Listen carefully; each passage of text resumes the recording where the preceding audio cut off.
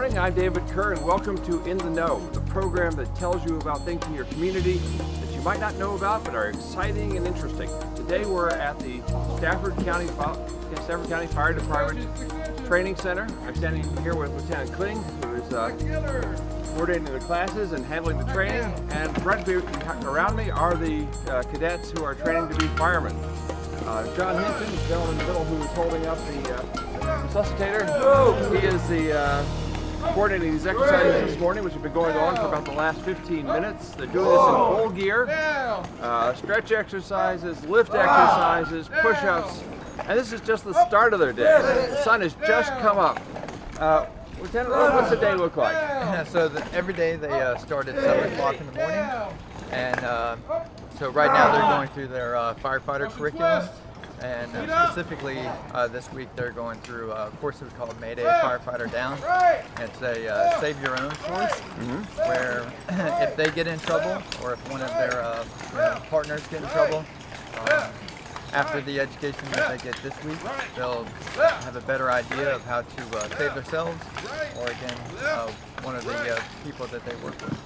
We're going to be looking at some of those exercises, some which would challenge a movie director's imagination. And so we'll stay tuned as we come back to In the Know and learn more about firefighting and how they're trained.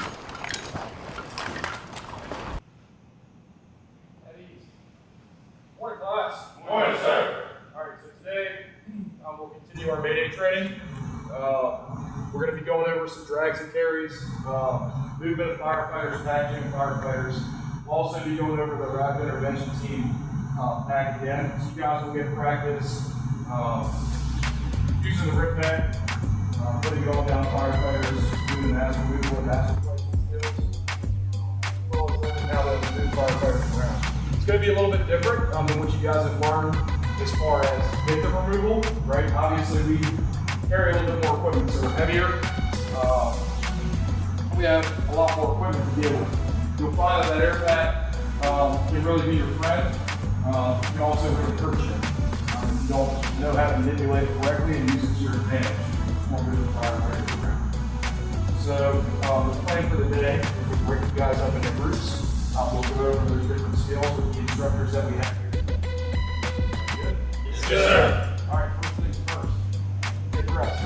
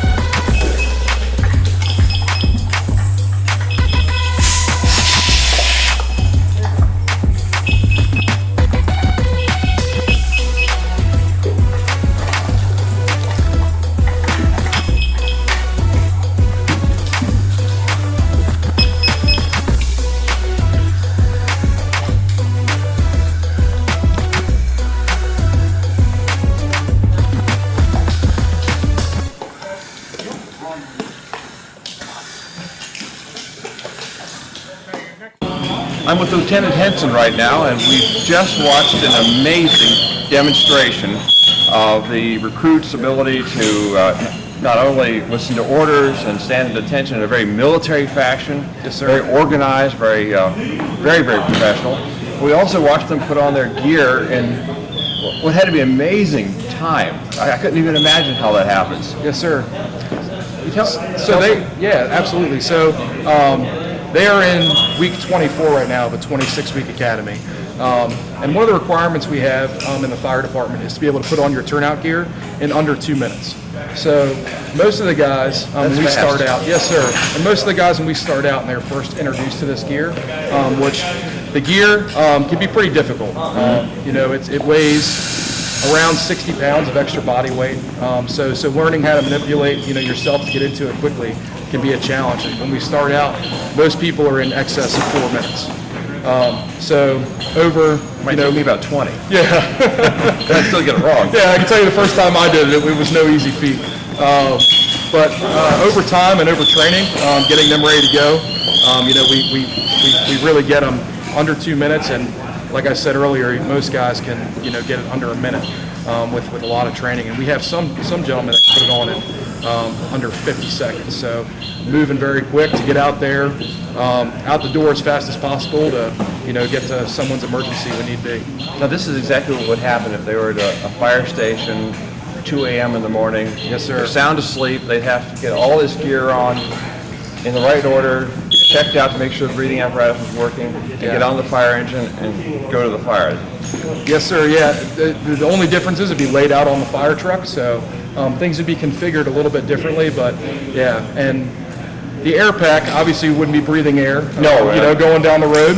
So typically just getting the pants and the coat on and getting on the fire truck with our seatbelt, we can make that happen in around 30 seconds. So. Yeah, and I noticed the guidon. A lot of our viewers who are familiar with the military, if they served in a particular branch of the service, remember the guidon from their training or from their unit, or whether in infantry or whether in the Navy.